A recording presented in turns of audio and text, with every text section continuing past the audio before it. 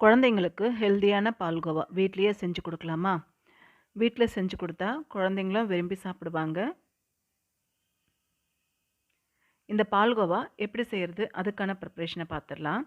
நான் வந்து 1/2 லிட்டரு தண்ணி ஊத்தாத பால் 1/2 லிட்டர் ஊத்தியிருக்கேன். தண்ணி கொஞ்சம் கூட ஊத்தக்கூடாது.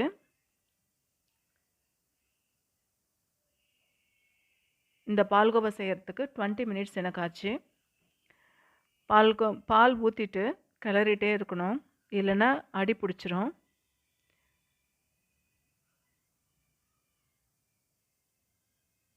நல்லா பொங்கி வரும்பொழுது கிளறிட்டே இருக்கணும்.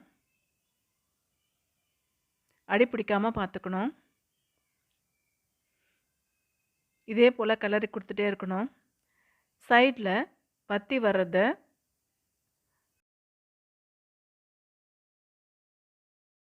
சைட்ல வர அந்த பாலாடைய அந்த கரண்டிலேயே கீறி விட்டுறலாம். இன்னும் நல்லா வத்தி வரணும். பால் நல்லா சுண்டி வரட்டும்.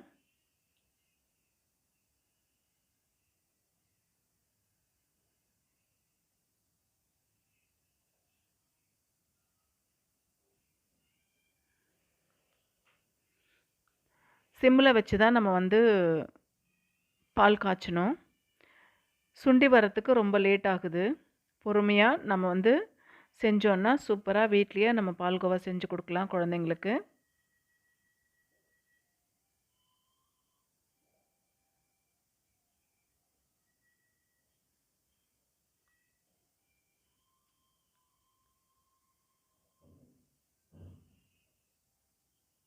கிளறி விட்டுக்கிட்டே இருக்கணும் அப்பப்ப.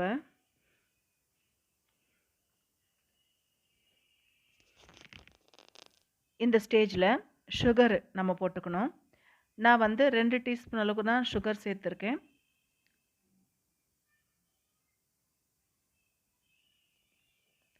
சேர்த்துட்டு நல்லா கிளறி விட்டுக்கணும்.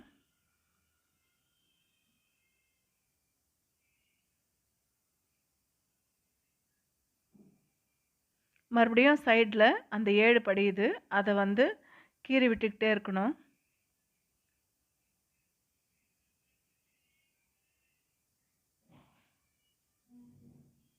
இதில் நெய் நம்ம விட்டுக்கணும். நெய் விட்டு நம்ம செஞ்சோன்னா பால்கோவா கையில் ஒட்டாது. நல்லா இருக்கும். பிசு பிசுப்புன்னா இருக்காது. அதே மாதிரி அடி பிடிக்காமல் இருக்கும். அதுக்காக தான் நம்ம நெய் சேர்க்குறது. மறுபடியும் இன்னொரு டீஸ்பூன் அளவுக்கு நெய் சேர்த்துக்கலாம். நான் வந்து இதில் 2 டீஸ்பூன் அளவுக்கு நெய் சேர்த்துருக்கிறேன். அதே மாதிரி ஒரு 2 டீஸ்பூன் அளவுக்கு நான் சுகர் சேர்த்துருக்கேன். சுகர் நான் நிறைய சேர்க்கல. ஏன்னா நம்ம திக்கான பாலில் தான் காய்ச்சுறோம். அதுவே சுண்டி வரும்பொழுது சுகர் நல்லாவே இருக்கும் அதுலேயே. அதனால் அதிகமாக சுகர் சேர்க்க தேவையில்லை. 2 டீஸ்பூன் சேர்த்துக்கோங்க. பத்தலைன்னா மறுபடியும் கூட நம்ம சேர்த்துக்கலாம். எனக்கு இதுவே சரியாக இருந்தது. நான் 2 டீஸ்பூன் அளவுக்கு தான் சுகர் சேர்த்தேன். நல்லா சுண்டி வந்துருச்சு பாருங்கள்.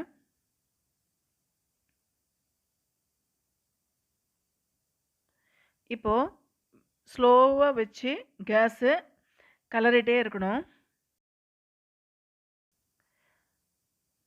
நல்லா சுண்டி வந்துருச்சு.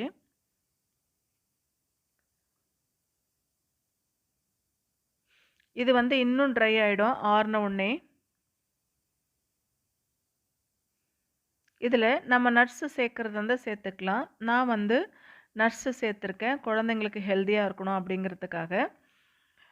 அப்படியே கொடுத்தா சாப்பிட்றதில்ல. இது போல் நம்ம செஞ்சு கொடுத்துட்டோன்னா சமைக்கும் பொழுது சாப்பிட்டுடுவாங்க. அதனால் கொஞ்சம் நட்ஸு வந்து மிக்சியில் அரைச்சி நான் சேர்த்துக்கிறேன்.